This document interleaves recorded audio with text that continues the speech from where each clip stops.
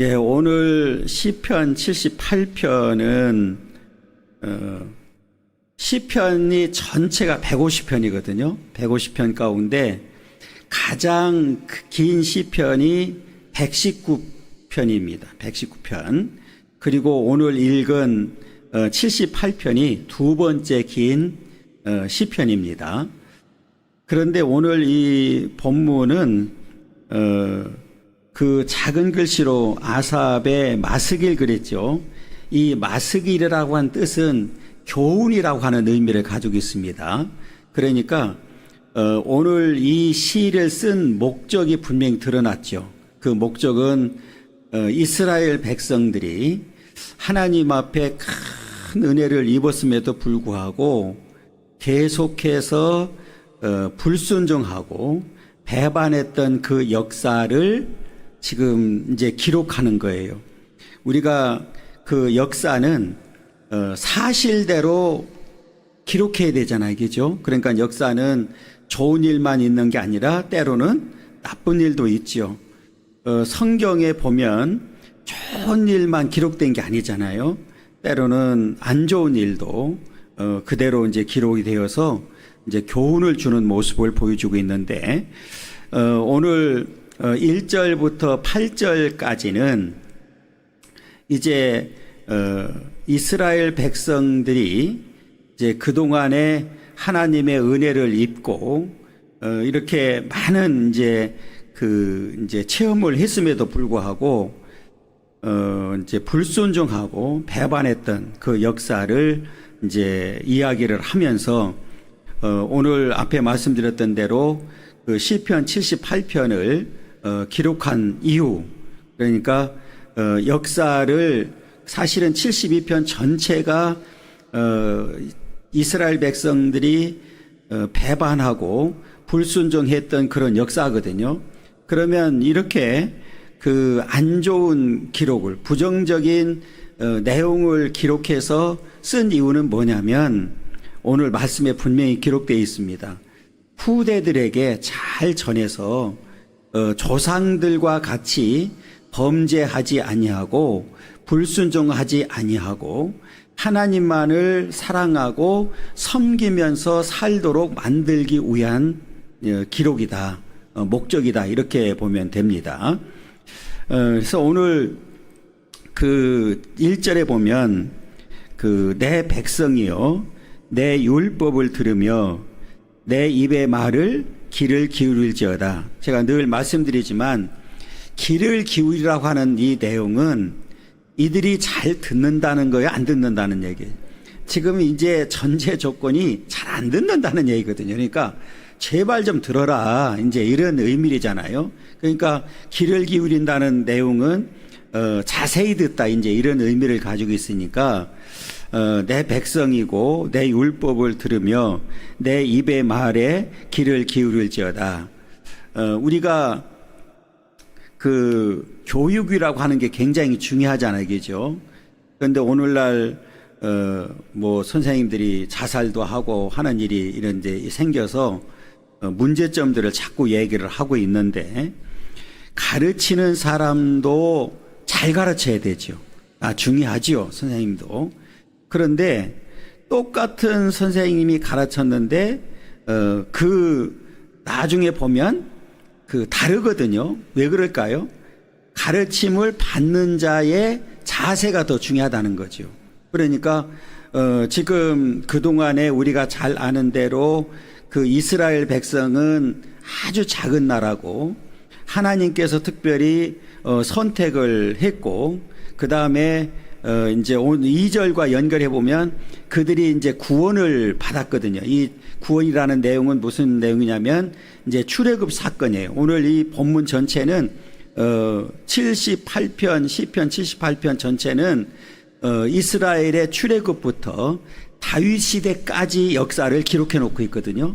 그러니까 그 긴 세월의 역사를 요약해서 놓고 이제 이야기하면서 무엇을 얘기하고 싶으냐면 앞에 말씀드렸던 대로 그렇게 큰 은혜를 입었으면 우리가 생각할 때는 마땅히 하나님만을 사랑하고 하나님만을 경외해야 되는데 이스라엘 백성들은 출애굽 과정을 통해서도 그렇고 출애굽해서 광야를 가는 동안에도 그렇고 수없는 이적들을 체험했거든요. 그 기적들을. 그럼에도 불구하고 끊임없이 뭐 했습니까? 원망하고 불평하고 또 불순종하고 심지어는 우상 숭배하고 그걸로 끝나지 아니하고 가나안 땅에 도착해서도 여전히 하나님을 배반하고 불순종했던 역사를 우리에게 보여주고 있거든요. 그래서 오늘 이 출애굽부터 다윗 시대까지 역사를 기록하면서 주로 이제 부정적인 이제 이스라엘 백성들이 불평하고 이제 원망했던 그런 기록의 역사를 지금 해놨거든요. 그러면 이렇게 이제 이 내용들을 통해서 교훈을 얻어라 이제 이런 얘기거든요.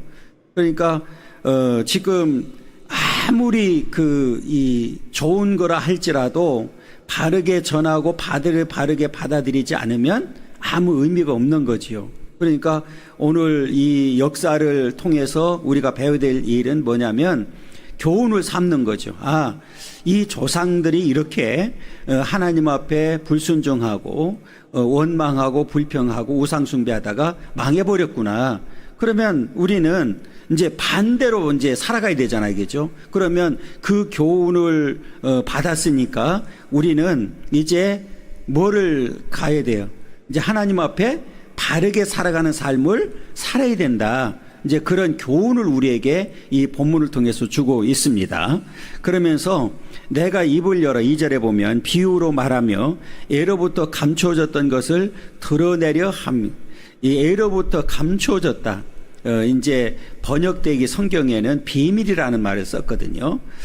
감추어졌던 비밀 그랬는데 오늘 이 감추어졌던 것을 드러내려 한다. 그러니까 하나님께서는 그동안에 수많은 이적들을 행하셨는데 특별히 이스라엘 백성들을 향해서 이적들을 행했는데 그런 내용들을 다 지금 드러내고 있는 거거든요. 그리고 실제로 이스라엘 백성들은 오늘 이 본문에 이제 4절과 연결해 보면 4절 우리가 보면 우리가 이를 그들의 자손에게 숨기지 아니하고 여호와의 영예와 그의 능력과 그의 행하신 기이한 사적을 후대에 전하리로다. 여기서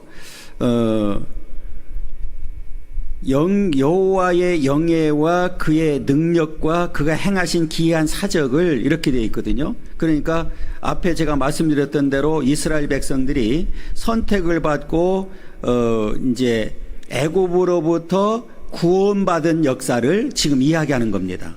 그러니까 그들 스스로는 애굽의 그 노예로부터 벗어날 수가 없었는데 하나님의 은혜로 이들이 출애굽했단 말이에요. 출애굽해서 이제 구원받은 이 역사를 우리는 전해야 될 책임이 있는 거죠. 그래서 이제 3절을 우리가 읽어보면 이렇게 얘기합니다. 이는 우리가 들어서 아는 바요 우리의 조상들이 우리에게 전한 바라. 그러니까 이제 하나님께서도 신명기 6장 4절에부터 9절까지 보면 이 이스라엘 백성들에게 명령한 게 뭐가 있느냐면 자녀들에게 계속해서 전해주라는 거예요. 가르치라는 거예요. 그러니까 이렇게 그들이 신앙을 대대로 물려받을 수 있었던 이유 중에 하나는 하나님의 구원의 역사를 이제 특히 출애굽해서 선택을 받고 출애굽해서 광야를 가고 또 약속한 대로 가나안 땅에 도착을 하고 했던 모든 역사를 가감없이 전해주라는 거죠. 하나님의 구원의 역사가 얼마나 컸었는지를. 그래서 3절이 이제 중요한 게 뭐냐면 이는 우리가 들어서 아는 바다. 누가 우리가 들어서 안다는 얘기는 전하는 자가 있었다는 얘기죠. 그러니까 대대로 전해져 내려왔다 이제 이런 얘기거든요. 그러면서 우리의 조상들이 우리에게 전한 바라. 그러면 오늘 이 말씀은 이스라엘 백성들에게만 전하라고 하는 내용이 아니죠. 이제 이 성경은 이제 주님이 오시는 그날까지 계속해서 뭐 해야 됩니까? 전하는 거예요. 그러면 제가 늘 말씀드린 대로 하나님의 교회가 세워진 목적은 뭐 하는 거예요? 전하는 데 있는 거예요. 뭐 전해야 됩니까? 예, 복음 전하는 거예요. 그리고 이제 구약 성경이 우리가 주어졌잖아요. 그죠? 그러면 그 예수님이 오시기까지의 역사가 이제 구약의 역사잖아요. 그러면 이것을 다 전해줘야 되는 거예요. 그래서 신앙의 유산을 물려줘야 되는 이 중요한 사명이 오늘날 교회에 있는 거죠. 그래서 우리가 지금 다음 세대 얘기를 참 많이 하잖아요. 다음 세대들에게 우리가 이스라엘 백성들이 어떻게 선택을 받았고 어떻게 구원을 받았고 어떻게 하나님의 은혜로 살아왔는지를 전해주는 거예요. 그러니까 이것은 앞으로도 계속해서 우리는 뭐 하는 자가 돼야 돼요? 전하는 자들이 돼야 된다. 그러니까 지금 오늘날 한국교회의 위기라고 이야기를 하면서 가장 큰 위기가 뭐냐면 다음 세대거든요. 뭐 우리 교회를 봐도 알 수 있잖아요. 교회 주일학교가 뭐 어른들도 그렇지만 특히 코로나를 지나면서 엄청난 이 타격을 교회들이 입었고 실제로 많이 이제 줄어든 그런 상태이기 때문에 이 다음 세대들에게 잘 전해서 그들이 신앙으로 하나님 앞에 바로 서고 그들이 또 다음 세대들에게 전하도록 만드는 일이 이제 오늘날 교회들이 가지고 있는 사명이라는 거죠.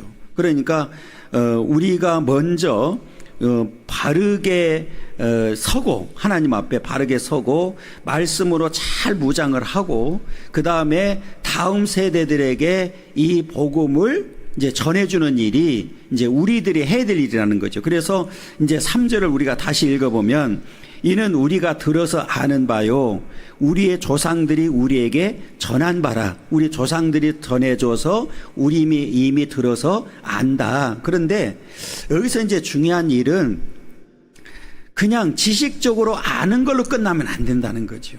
그러니까 믿음에는 반드시 뭘로 나타나야 돼요?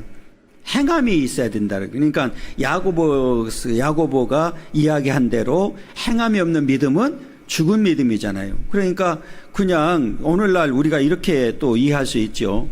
지금 예를 들면 대한민국에서 예수를 모르는 사람이 있을까요?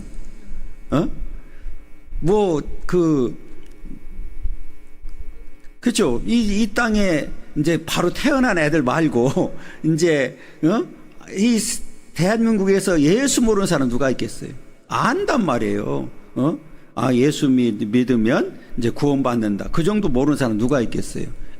예수 믿으면 천국 간다고 한다. 다 알고 있어요. 그런데 믿지를 않는 거죠.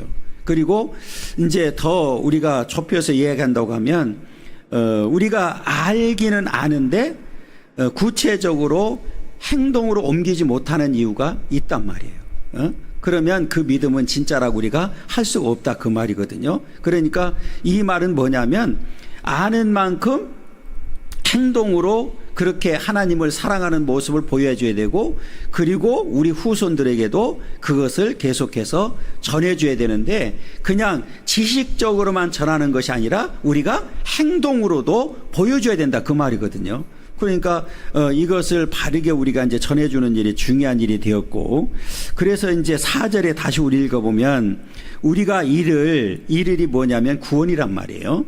그들의 자손에게 숨기지 아니하고 그 여호와의 영예와 그의 능력과 그가 행하신 기이한 사적을 후대에 전하리로다. 계속해서 전해져야 된다 그 말이거든요. 그러면 뭐를 전해야 되느냐? 이제 역사 앞에 이제 구원의 역사인데 5절에서는 더 구체적으로 얘기를 했거든요. 우리가 잘 아는 대로 이스라엘 백성들이 출애굽해서 이제 시내 산에 도착했을 때 우리가 이제 흔히 시내산 언약이라는 말을 쓰거든요. 그때 언약을 맺으시고 율법을 주셨거든요. 그게 이제 5절이에요. 여호와께서 증거를 야곱에게 세우시고 법도를 이스라엘에게 정하시고 여기 증거와 법도는 바로 율법을 말하고 있는데 우리 조상들에게 명령하사 그들의 자손에게 알리라 하셨으니 여기서 그랬는데 또 후대에게 전해라 자손들에게 알리라 그랬어요. 그러니까 이 말은 출애굽 1세들과 맺은 언약이거든요. 그죠? 1세대들과 맺는 시내산 언약은 바로 출애굽한 1세대들과 맺은 언약인데 그 언약을 자손들에게 전해줘야 된다. 이 말은 뭐냐면 언약을 주신 이유가 뭘까요? 율법을 주신 목적은 하나님을 잘 섬기라는 거거든요. 하나님을 잘 섬기라고 하는 내용을 율법을 언약을 통해서 주셨단 말이에요. 그러면 1세대들이 뭐 해야 돼요? 그 언약대로 지켜야 된단 말이에요. 하나님을 잘 섬기고 사랑해야 되는데 그렇게 했어요? 안 했어요? 우리가 잘 아는 대로 여호수아와 갈렙만 남고 1세대들은 광야에서 다 어떻게 됐어요? 망해버렸거든요. 망해버렸단 말이에요. 왜 그랬어요? 앞에 말씀드렸던 대로 원망과 불평을 했기 때문에 오늘 이 행함이 없는 삶을 살았기 때문에 결국은 망할 수밖에 없었거든요. 그러면 이 율법을 주셔서 이 하나님을 바르게 섬기라고 했는데 1세대들은 어찌든지 실패한 거예요. 그죠? 실패했고 그 2세대들이 이제는 그 율법을 지키는 삶을 살아야 되는데 우리가 잘 아는 대로 이스라엘의 역사는 계속해서 반복해서 1세대들이 그랬던 사실처럼 2세대들도 불순종하고 또 그 해서 결국은 망하는 역사를 우리에게 보여주고 있거든요. 그러니까 오늘날 이 그 이스라엘의 역사를 통해서 우리에게 교훈하는 이 교훈은 저와 여러분들은 이제 영적 이스라엘이 됐잖아요. 그러면 이 영적 이스라엘 된 저와 여러분들은 이 그 원래 이스라엘 백성들이 언약을 맺고 그 언약대로 살지 못해서 망했다는 사실을 우리가 성경을 통해서 교훈을 받았다고 하면 영적 이스라엘 된 저와 여러분들은 그렇게 살면 안 된다 그 말이잖아요. 그렇잖아요. 이제 그 말씀을 교훈으로 삼아서 우리는 어떻게 어떤 상황이 있든지 하나님을 사랑하고 하나님 섬기고 하나님을 경외하는 일에 우리는 게을러서는 안 된다는 거죠. 끝까지 그 믿음을 잘 지키는 자들이 돼야 된다. 아무튼 이렇게 조상들에게 명령한 것이 뭐냐면 그들의 자손에게 알리라고 명령하셨다는 거예요. 그런데 앞에 말씀드렸던 대로 여호수아 또 갈렙을 제하고는 1세대들이 이제 실패한 이제 그런 역사를 우리에게 보여주고 있습니다. 6절에 보면 이는 그들로 후대 곧 태어날 자손에게 이를 알게 하고 그들은 일어나 그들의 자손에게 일러서 그랬어요. 그러니까 후대 계속해서 앞으로 태어나는 모든 사람들에게 전해줘야 된다는 거예요. 그러니까 앞에 말씀드렸던 대로 오늘날로 적용한다고 하면 하나님의 교회는 계속해서 우리 그 자손들에게 지금 이제 전해줘야 되는 이 사명이 오늘날 교회에 있다는 거지요. 그러니까 사실은 다음 세대가 살아나지 못하면 교회는 희망이 없잖아요. 그렇잖아요. 성경학교 수련회 하면서 이제 느끼는 부분은 이제 어렸을 때는 우리가 어렸을 때는 저는 시골에서 자랐기 때문에 사실은 성경학교를 엄청나게 기다리거든요. 그런 기억이 없습니까? 성경학교를 정말 그때가 너무너무 행복하고 좋았거든요. 그 시골에서 뭐가 있어요? 지금처럼 뭐 에어컨이 있어요? 뭐가 있어요?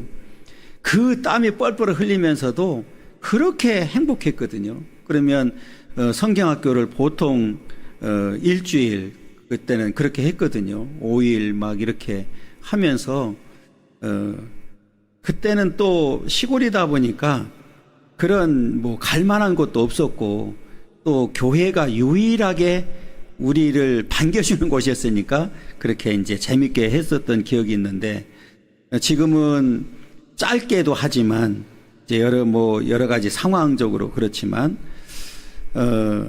아이들도 그렇게 막 기다려지고 그때가 그렇게 성경학교나 수련회가 좋은 추억으로 이렇게 남지 않는 것 같아서 좀 마음이 좀 안 좋더라고요. 이제 그때만 해도 그 놀이문화 같은 게 없으니까 교회가 사실 앞장서서 갔거든요. 이런 그 미디어라든지 이런 것들도. 그런데 지금은 오히려 교회가 더 뒤떨어지는 이런 시대에 하고 있기 때문에 좀 그런 영향도 굉장히 크다 이렇게 볼 수 있는데, 아무튼 우리가 다음 세대를 위해서 기도를 많이 해 주셔야 됩니다. 그래서 다음 세대가 살지 못하면 희망이 없거든요. 그래서 지금 CTS를 중심으로 해서 추진하는 것 중에 하나가 계속 지금 서명을 받고 이렇게 하고 있는데, 교회 공간을 이제 지금 서울시에서는 시범적으로 좀 하고 있습니다. 교회 공간을 아이들이 이제 좀 놀 수 있는 이런 공간으로 하는데, 교회에서 이제 투자하는 게 아니라 교회에서는 공간만 내주고 그 서울시에서 지금 이제 시설을 전체를 다해서 운영하도록 하는 그런 지금 프로그램을 하고 있거든요. 그래서 서울시는 하고 있습니다. 실제로 지금 이제 시범적으로 하고 있고, 그 CTS 사옥 내에도 그런 그 시설을 해서 지금 운영을 하고 있거든요. 그러니까 이게 아예 그 정부 차원에서, 왜냐하면 교회들이 곳곳에 할 수 있는 여건들이 있거든요. 그러면 이제 아이들이 자연스럽게 교회에 와서 놀고 하는 이런 이 문화 프로그램을 이제 만드는 거죠. 놀이 그 공간부터 해서 그걸 지금 추진하고 있는데, 다음 세대 살리기 운동을 해가지고 운동 이렇게 해서 지금 이 CTS가 앞장서서 지금 진행을 하고 있습니다. 아무튼 이제 이런 일들이 자꾸 연결이 돼서 이제 세상과 어떤 그 접촉점을 이제 찾기 위한 이제 이런 문제고, 또 하나는 지금 그 CTS에서 또 하나 하는 것 중에 하는 게 지금 저출산 문제 때문에 아이들 태어나도 맡길 곳이 없잖아요. 그것도 이제 교회하고 연결해서 했으면 좋겠다, 이런 프로그램을 지금 하고 있습니다. 그러니까 이제 교회가 앞장서서 지금 어려운 때에 우리가 좀 앞장서서 뭔가를 해보자 해서 지금 하고 있습니다. 그러니까 이게 그냥 단순히 전해주는 게 아니라 구체적으로 가르쳐 줘서 그 신앙이 흔들리지 않도록 만드는 일이 이제 굉장히 중요하다. 그래서 이제 후대 곧 그 태어날 자손에게 이를 알게 하고 그들은 일어나 그들의 자손에게 일러서, 그래 7절에 보면 그들로 그들의 소망을 하나님께 두며, 이게 이제 굉장히 중요하죠. 왜 그러면 가르쳐야 되느냐? 여기 이제 결론을 가르쳐 준 거예요. 그들로 그 이제 말씀을 들은 이제 자들이 소망을 하나님께 두며 하나님께서 행하신 일을 잊지 아니하고 오직 그의 계명을 지키는 데 있다. 요게 이제 결정적인 거죠. 왜 가르쳐야 되느냐? 왜 계속해서 우리 후대들에게 가르쳐야 되느냐? 그 이유를 이야기할 때에 오늘 그들로 그들의 소망을 어디에 둬요? 하나님께 두어야 된다. 그러면 이 땅에 사는 동안에 그 조상들처럼 그렇게 큰 은혜를 체험하고도 조금만 어려움 당하고 고난을 당하면 원망하고 불평하고 했던 그런 역사가 아니라, 어떤 경우라도 흔들리지 아니하고 하나님께 소망을 두고 계명을 지키면서 살아가도록 만드는 일이 중요하다는 거죠. 오늘날도 우리가 이제 교회 학교를 통해서 아이들에게 가르치는 이유는 이제 바로 거기 있는 거잖아요. 그러니까 아이들이 어리지만 하나님께 소망을 두고 살도록 만드는 일을 우리가 해야 된다는 거죠. 그러면서 8절은 이제 그 얘기입니다. 그렇게 그들의 조상들 곧 완고하고 패역하여 그들의 마음이 정직하지 못하며 그 심령이 하나님께 충성하지 아니하는 세대와 같이 되지 아니하게 하려 하심이로다. 제가 말씀드렸잖아요. 이 시편 78편을 기록한 목적은 뭐냐면 조상들은 실패한 세대예요. 한마디로 말하면 1세대를 중심으로 해서 실패한 세대들이기 때문에 오늘 다음 세대들은 어떤 경우라도 이 완고하고 폐역하지 않고 오늘 그들의 마음이 정직하지 못했다. 그 심령이 하나님께 충성하지 아니했다. 그들 세대와 같이 되지 아니하게 하려 하심으로다.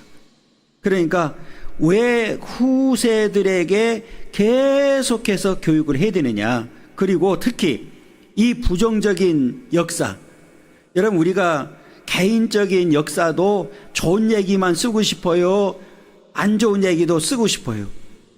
사실은 좋은 얘기만 쓰고 싶잖아요.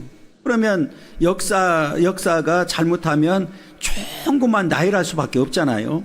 그런데 이 성경의 역사는 좋은 일뿐만 아니라 사실은 어찌 보면 이스라엘의 역사를 보면 그 긍정적인 부분보다도 부정적인 얘기가 더 많거든요. 그 이유 그럼에도 불구하고 그것을 그대로 우리 후손들에게 전해줘야 되는 이유는 뭐냐면 조상들이 실패한 그 실패를 반복하지 않도록 만들기 위해서 하는 거라는 거죠. 그러니까 오늘날도 마찬가지죠. 우리가 주일학교에서 아이들을 잘 가르치고 양육하는 이유는 그들이 오직 하나님께 소망을 두고 믿음을 끝까지 잘 지켜서 승리하도록 만드는 일이 주어진 사명이라는 거예요.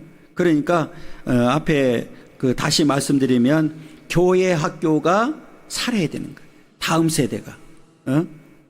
그러니까 지금 다음 세대들에게 투자도 많이 해야 되고 그 양육을 위해서 우리가 힘써야 되는 이유가 이제 바로 여기 있는데, 아무튼 오늘 1절부터 8절까지는 이 시편 78편을 왜 기록해야 되는지, 왜 기록한 이유가 뭔지에 대해서, 그 목적에 대해서 분명하게 우리에게 가르쳐 줬습니다. 그러니까 이 잘못된 역사, 그러니까 잘못된 역사가 아니라 지금 실패한 역사를 교훈 삼아서 다음 세대들에게 그 잘 가르치고 그들은 어떤 경우라도 실패하는 삶이 아니라 승리하고 성공하는 삶을 살기를 원하기 때문에 기록했다, 이렇게 보면 됩니다.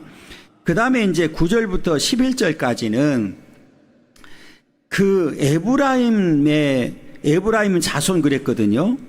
에브라임 자손은 그 우리가 잘 아는 대로 이제 역사를 보면 야곱의 이제 요셉이 요셉이 11번째 아들인데 사실은 장자가 됐거든요. 요셉이 야곱의 나중에 그 역사를 보면 요셉이 장자가 됩니다. 그리고 나서 이제 야곱이 요셉의 아들 두 아들이 있는데 므낫세와 에브라임이거든요. 그 두 아들을 이제 양자로 맞아들이게 돼요. 그래서 이제 축복하기 위해서. 그런데 그 원래는 므낫세가 큰 아들이고 에브라임이 차자인데 에브라임에게 장자권을 줘요.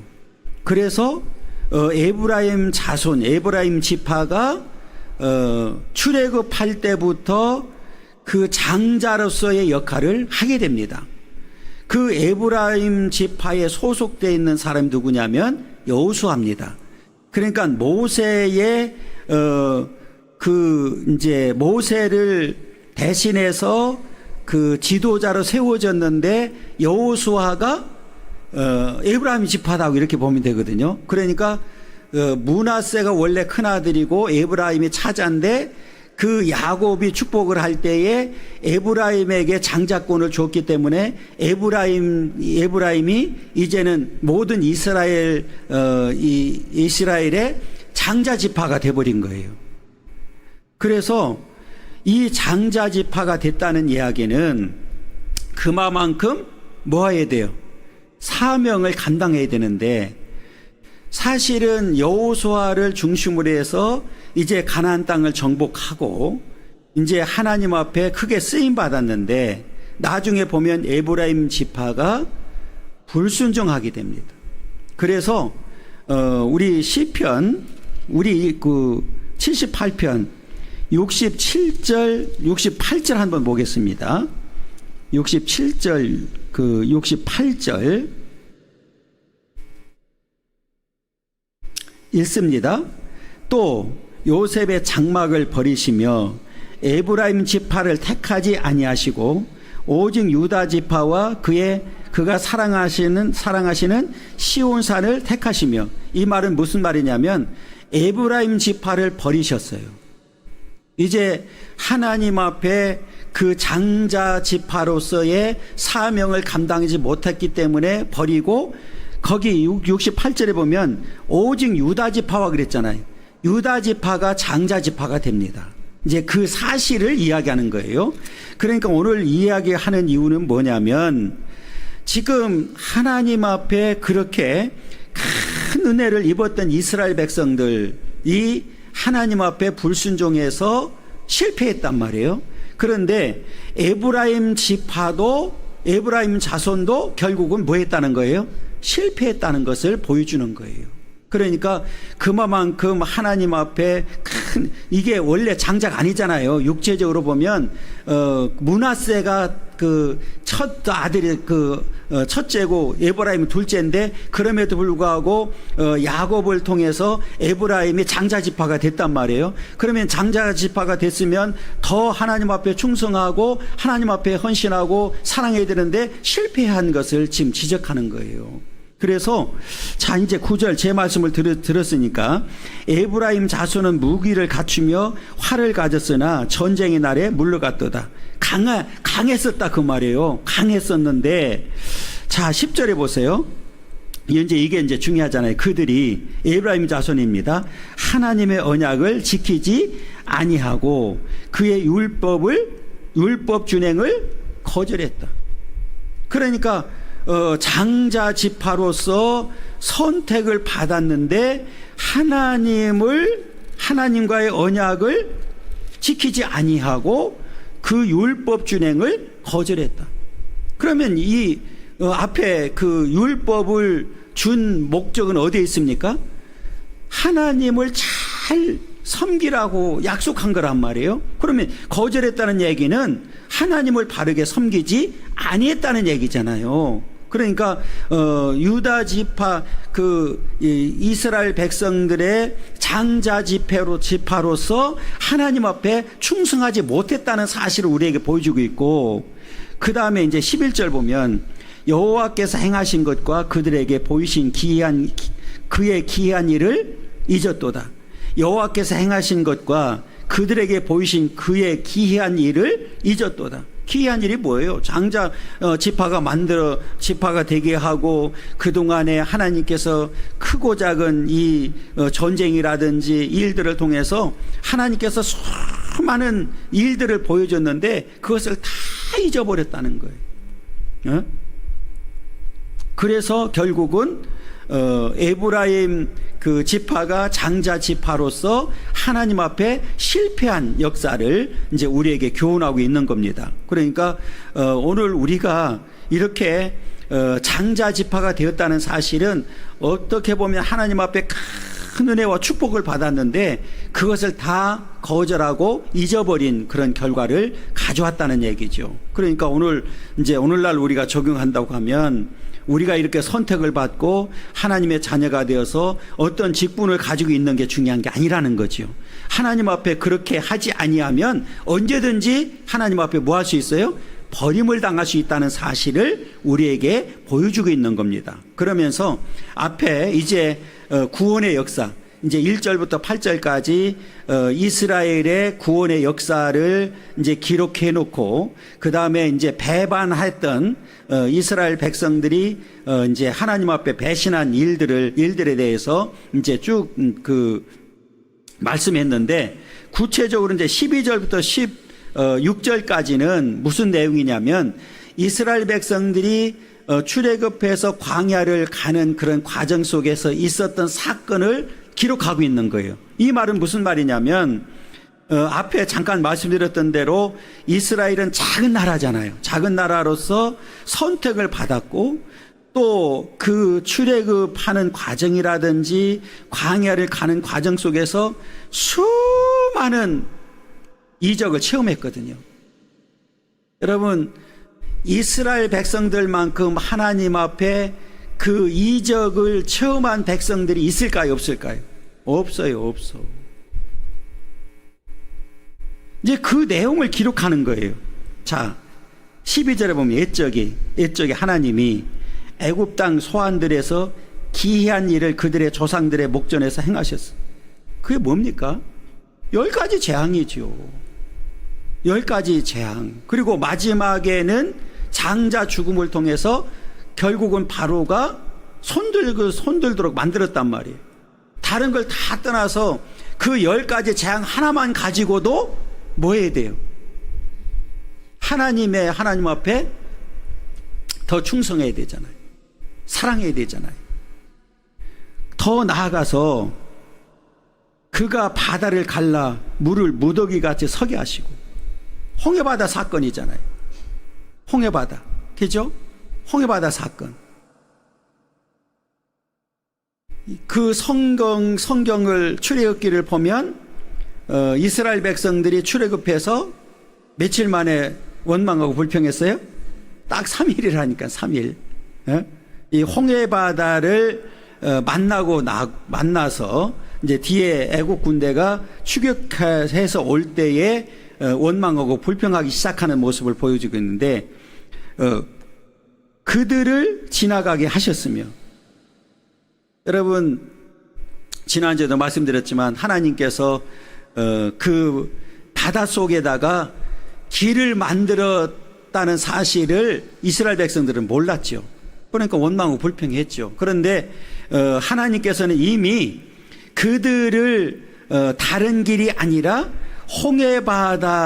홍해로 인도했을 때는 하나님께서는 이미 뭐를 다 만들어 놓으셨어요? 길을 다 만들어 놓으신 거예요.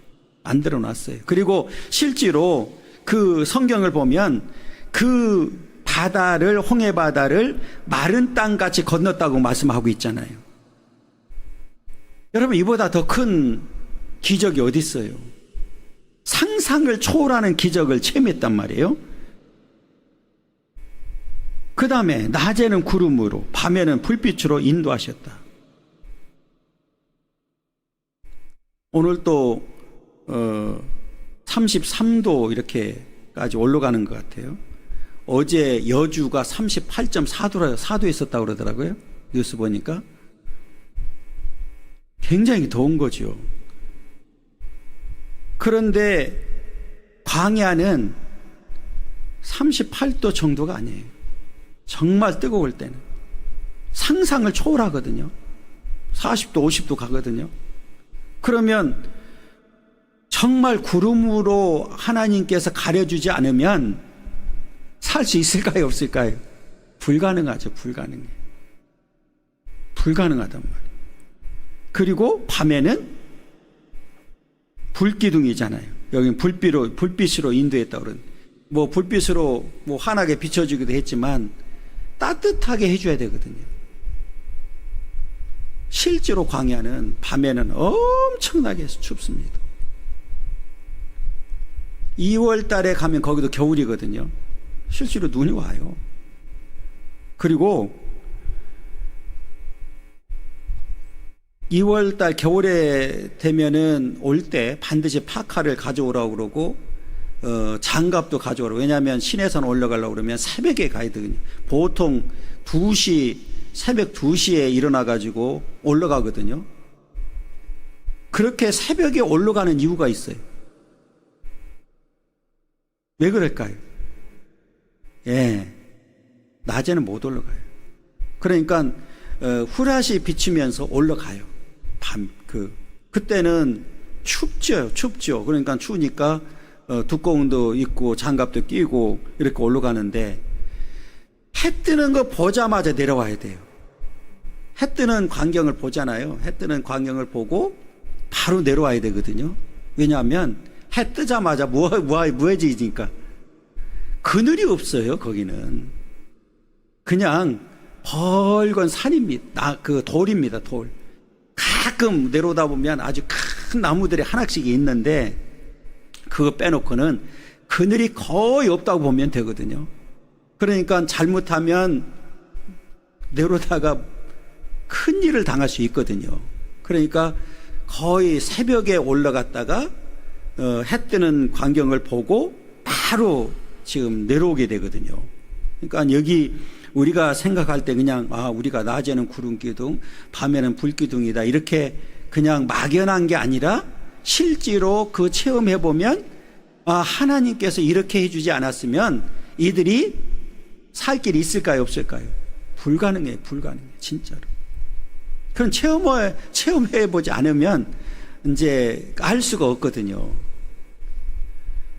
그래서 오늘 낮에는 구름으로 밤에는 불빛으로 이렇게 인도해 주셨다.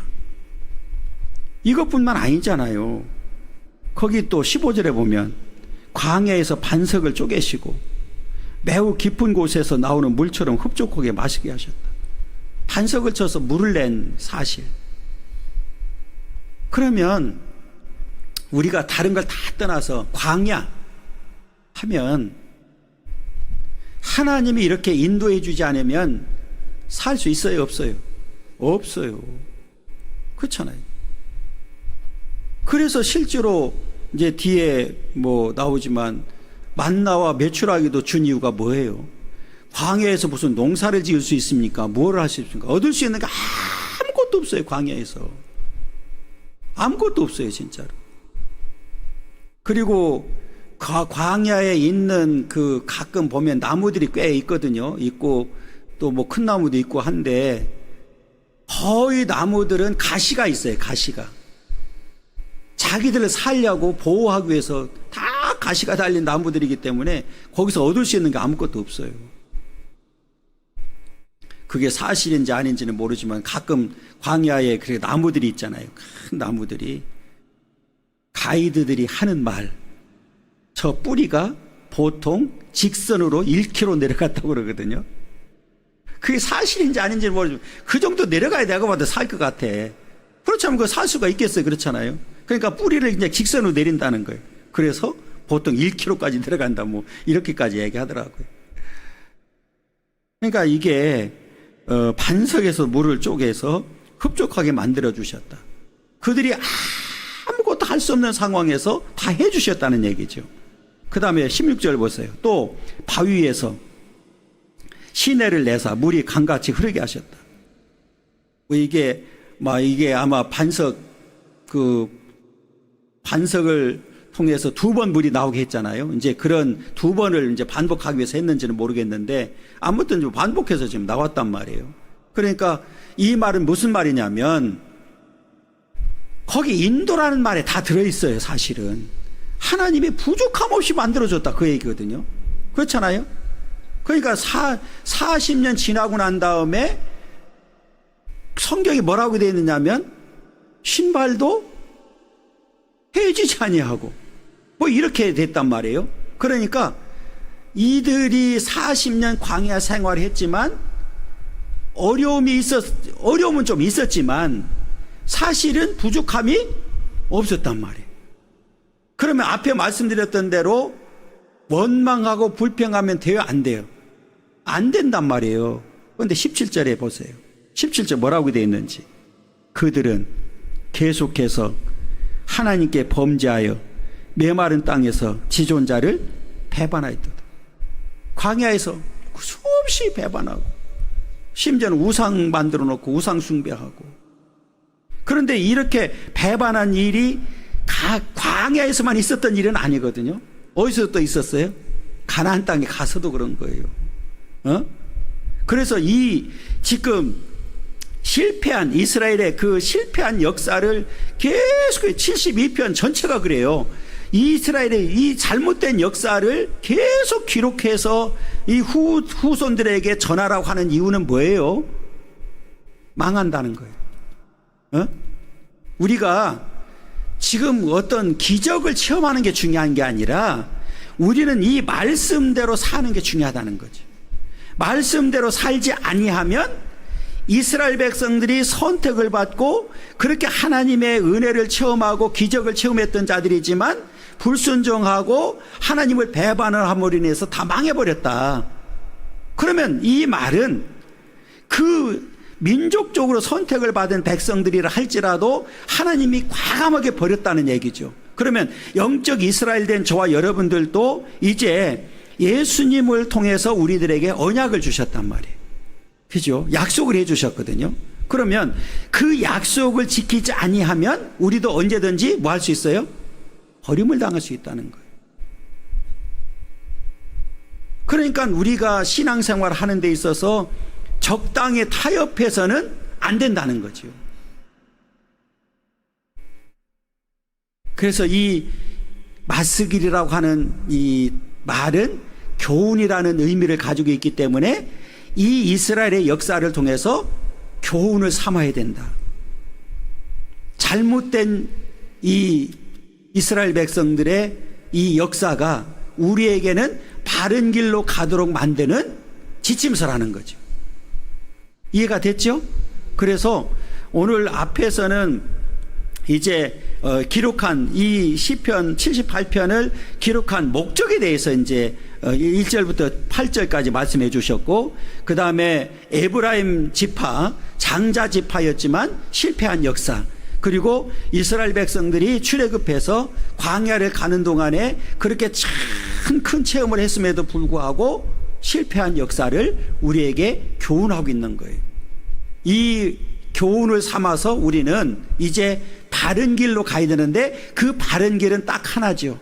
하나님께 소망을 두고 마지막까지 말씀을 잘 지켜서 승리하는 삶입니다. 그리고 우리가 승리한 대로 우리 후손들에게 그 신앙의 유산을 다음 세대들에게 물려줘서 그들 또한 하나님께 소망을 두고 말씀을 지켜서 승리하고 또 그들이 다음 세대들에게 또 전해주고, 이게 오늘 우리들에게 주어진 사명이라는 거죠. 오늘 우리 하나님의 교회가 이 사명을 잘 감당하기를 원합니다.